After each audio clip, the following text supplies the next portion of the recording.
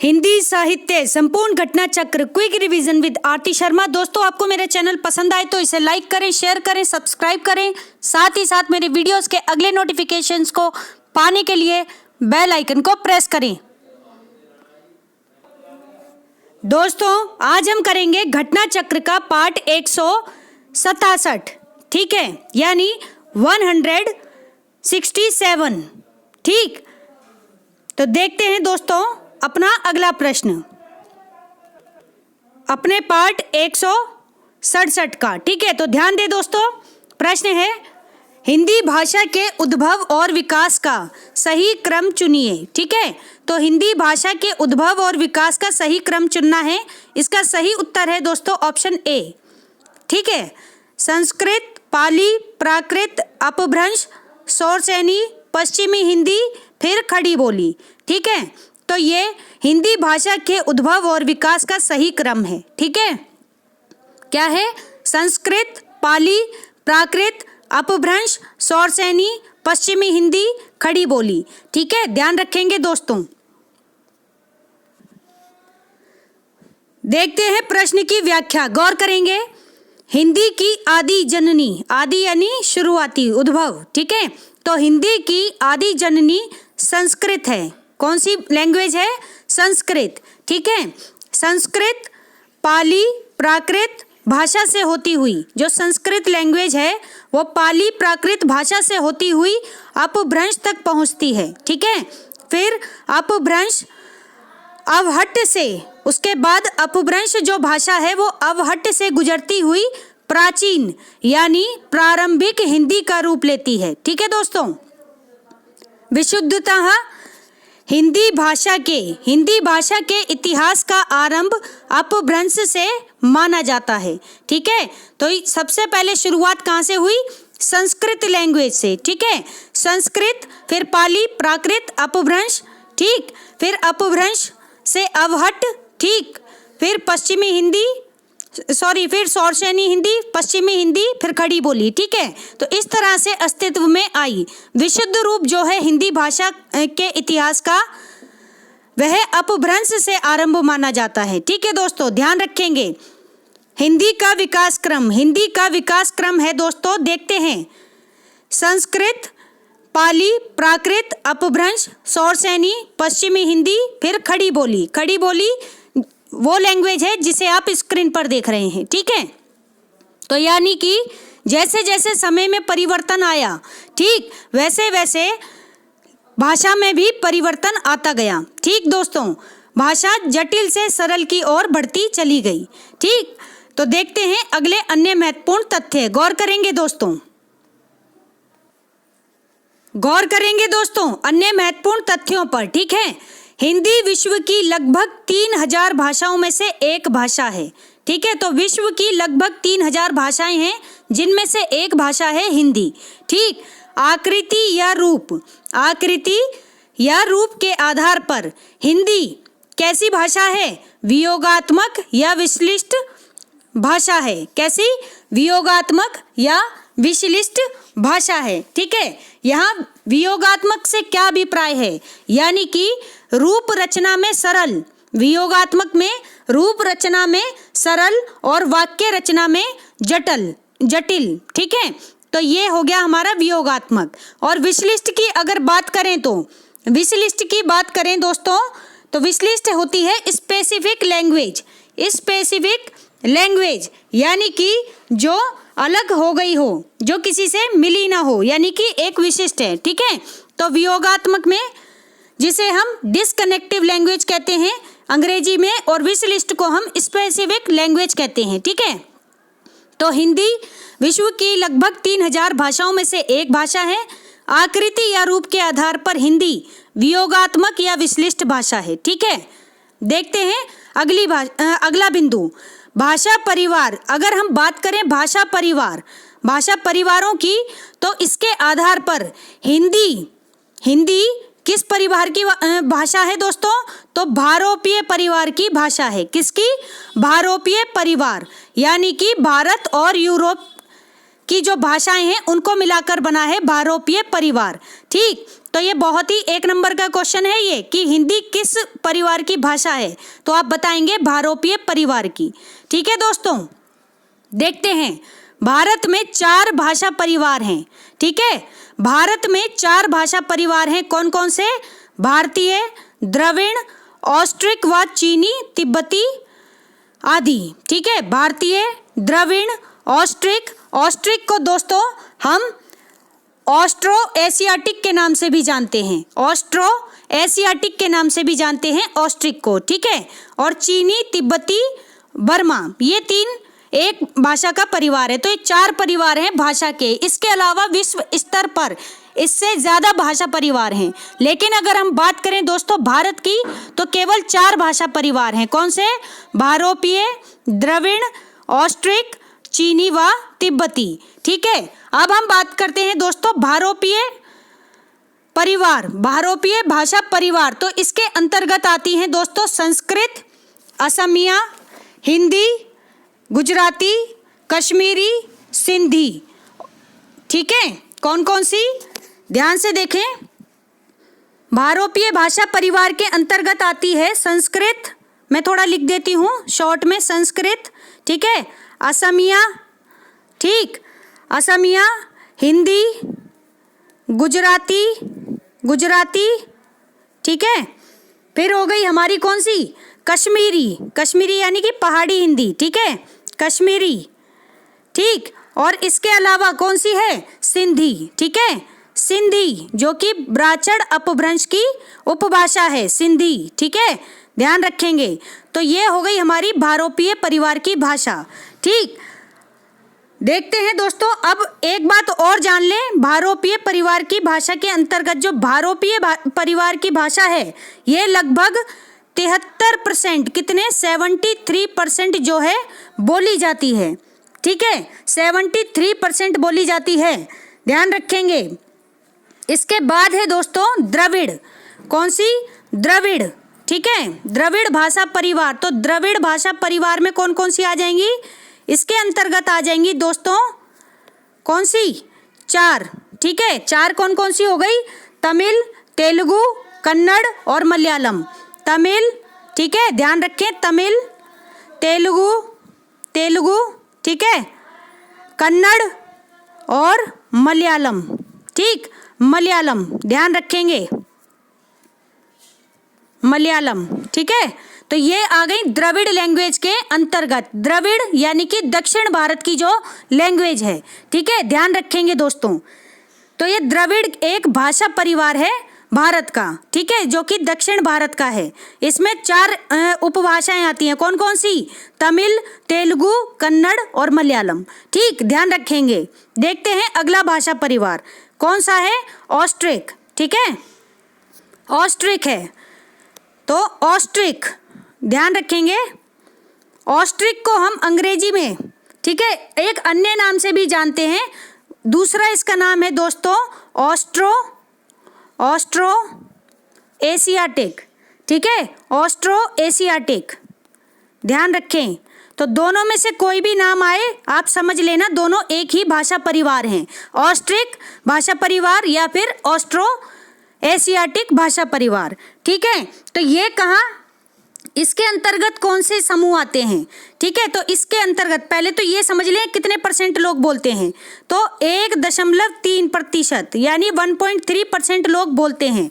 और द्रविड़ की अगर मैं बता दूं तो 25% जो है द्रविड़ के लोग बोलते हैं। ठीक है, तो ध्यान रखेंगे। अब ऑस्ट्रिक के अंतर्गत कौन कौन सी भाषा समूह आते हैं? तो दोस्तों 2 महत्वपूर्ण भाषा समूह आते हैं इसके अंतर्गत। कौन कौन से? ध्यान रखेंगे। एक है मुंडारी, ठीक है, मुंडारी भाषा। कौन सी? मुंडारी भाषा समूह। ठीक है, इसके अलावा एक और जो इम्पोर्टेंट है तो बहुत सारी, लेकिन जो इम्पोर्टेंट है वो सुने। तो एक है संथाली। कौन सी? संथाली। ये किसके अंतर्गत आती है?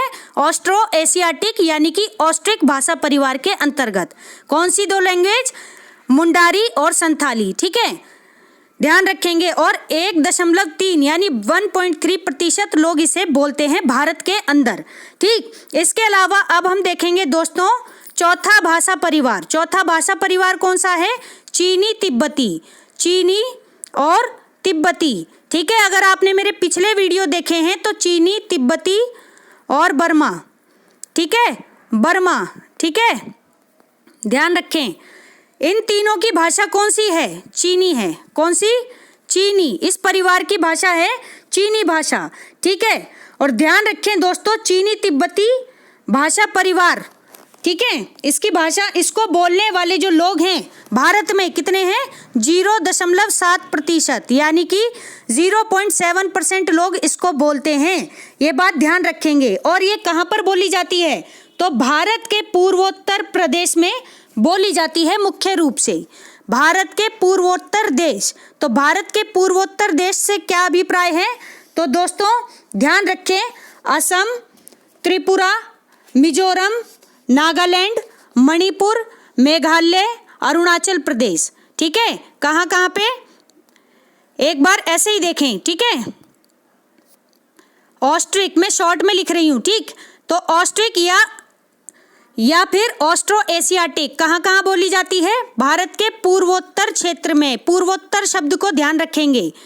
पूर्वोत्तर ये कहाँ पड़ गया? यानी कि अगर हम मैप में ऐसे बनाएं तो ये वाला एरिया पड़ गया, ठीक है। अब यहाँ पर कौन कौन से हो गई जगह? तो हो गई, एक हो गई असम, ठीक है, एक हो गई त्रिपुरा, कौन सी? त्रिपुरा, ठीक है।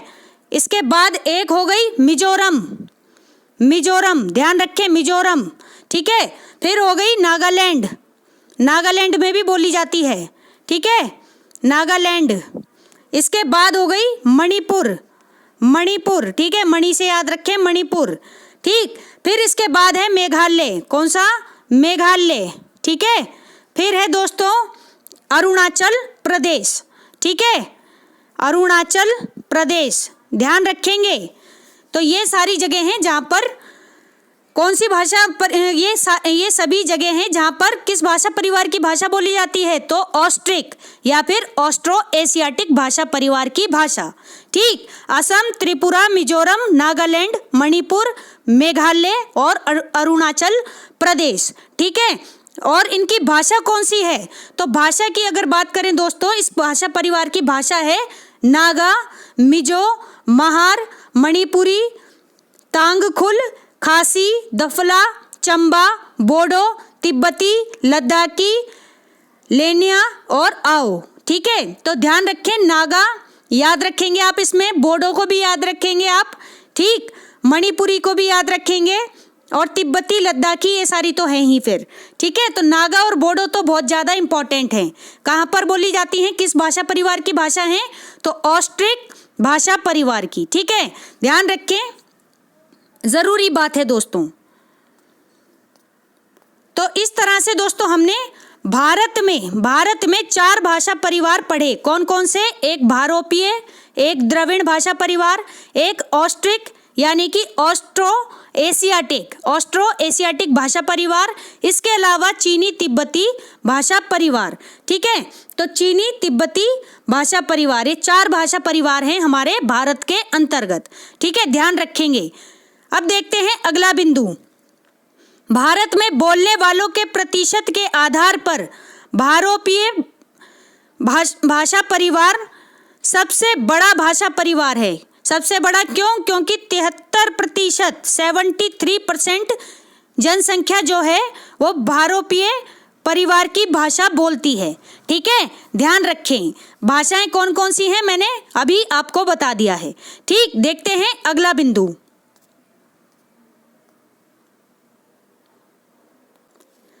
गौर करें दोस्तों, हिंदी भारोपीय यानी कि भारत और यूरोपीय के भारतीय ईरानी शाखा, यानी कि भारत और यूरोपीय, ठीक है, इसकी एक शाखा है जिसका नाम है भारतीय ईरानी, ठीक है, भारतीय ईरानी शाखा, ठीक है। उसके भारतीय आर्यों यानी कि इंडो आर्यंस, भारतीय आर्य उप शाखा, ठीक। एक शाखा है भारत ईरानी शाखा जो कि किसकी शाखा है? तो भारोपीय भाषा परिवार की शाखा है, ठीक है, ध्यान रखें। उसके अंतर्गत उसकी उप शाखा है कौन सी? इंडो आर्यन, ठीक है, इंडो आर्यन यानी कि भारतीय आर्य उपशाखा, ठीक है, से विकसित एक भाषा है। कौन सी?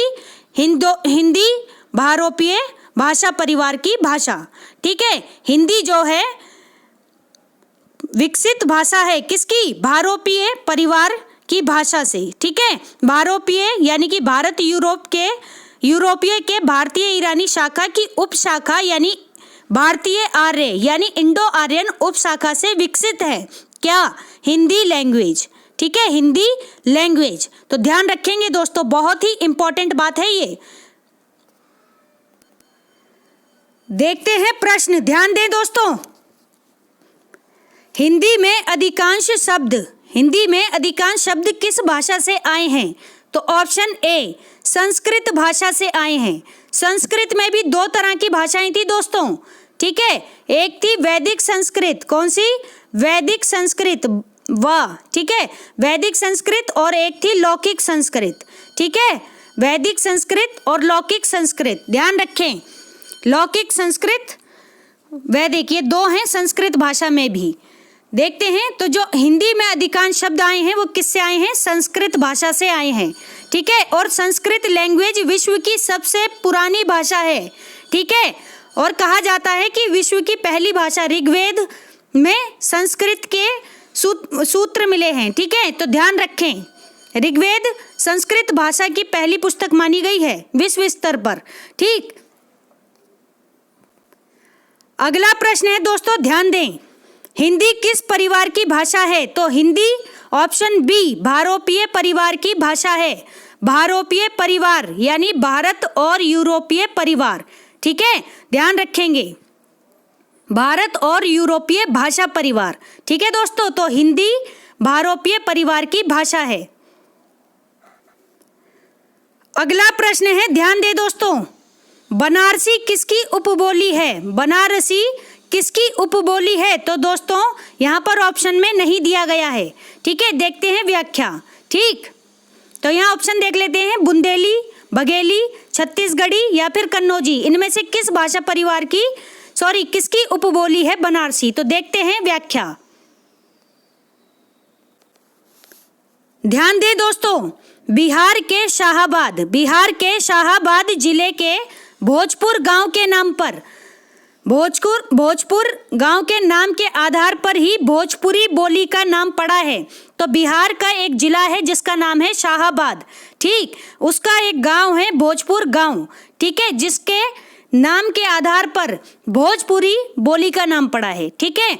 और मागधी अपभ्रंश मैंने आपको पिछले वीडियोस में बताया है। तो मागधी अपभ्रंश के पश्चिमी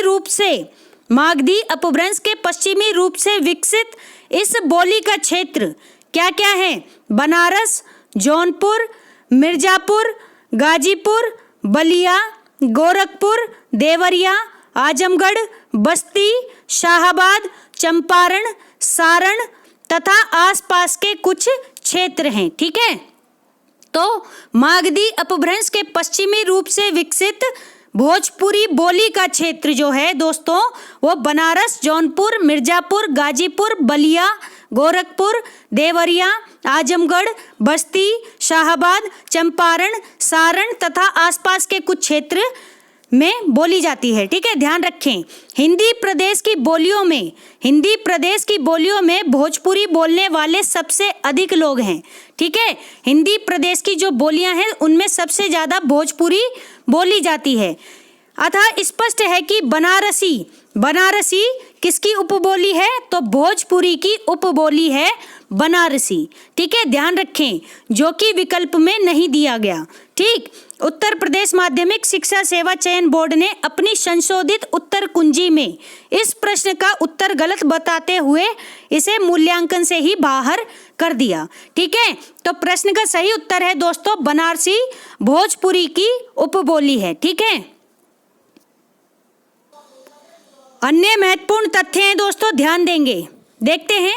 वर्तमान में समस्त बिहार, जो पूरा की पूरा बिहार है, उसके अंतर्गत 3 कौन कौन सी? मैथिली, मगही, भोजपुरी।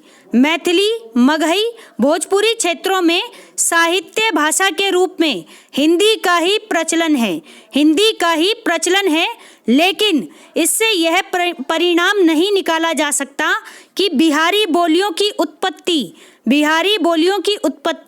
प्राकृत से हुई है, जिससे हिंदी की, यानी कि कह रहे हैं कि मैथिली, मगही और भोजपुरी क्षेत्रों में साहित्य भाषा के रूप में हिंदी का ही प्रचलन है। यानी कि साहित्य की जो भाषा है वो कौन सी है? मैथिली, मगही, भोजपुरी। लेकिन इससे हम यह रिजल्ट नहीं निकाल सकते कि बिहारी बोलियों की उत्पत्ति जो है वो प्राकृत भाषा से हुई है। ठीक है, ऐसा नहीं मान सकते। ठीक, ध्यान रखें, जैसा कि हमारी हिंदी की हुई है। ठीक, तो ये इम्पॉर्टेंट बात है। और दोस्तों यहाँ पर एक ज़रूरी बात और याद रखें, ये बिहारी हिंदी जो है, ठीक है, ये किसके अंतर्गत आती है? किसकी? आर्य भाषा है, यानी कि आधुनिक रूप है। तो ये है दोस्तों मागधी अपभ्रंश का आधुनिकतम रूप। ठीक है, आधुनिक रूप है मागधी अपभ्रंश का। ठीक है, मागधी अपभ्रंश, ध्यान रखेंगे। ठीक है, अगला प्रश्न है दोस्तों, ध्यान दें, भोजपुरी बोली की उत्पत्ति किस से हुई है? तो भोजपुरी बोली की उत्पत्ति हुई है दोस्तों ऑप्शन बी, मागधी अपभ्रंश से। किससे? मागधी अपभ्रंश से, मैंने बताया। ठीक है, मागधी अपभ्रंश के अंतर्गत आती है बिहारी हिंदी, और बिहारी हिंदी की बोली है क्या? भोजपुरी। ठीक है, ध्यान रखें।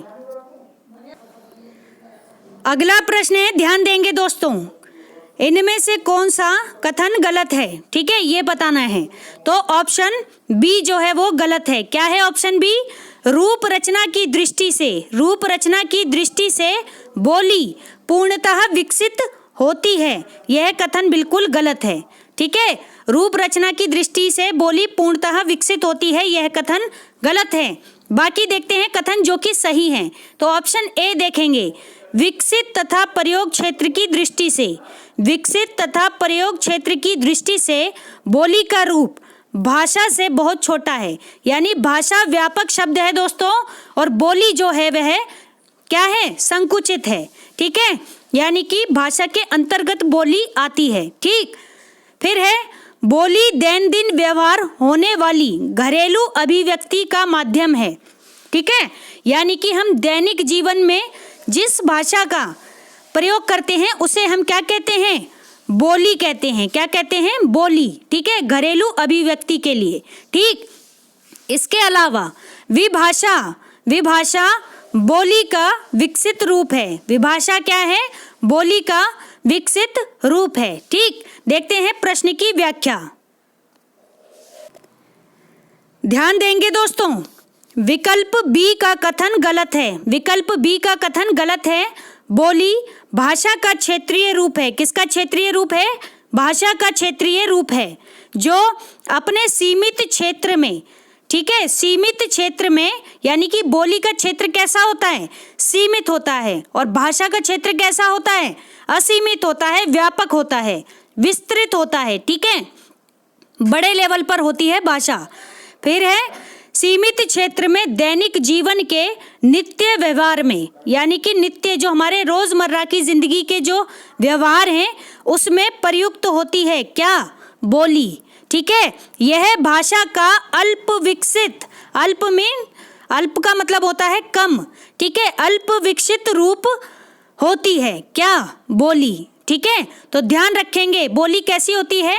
एक तो सीमित होती है, संकुचित होती है, अल्प विकसित होती है। ठीक है, वहीं जो भाषा है, भाषा व्यापक होती है, विस्तृत होती है।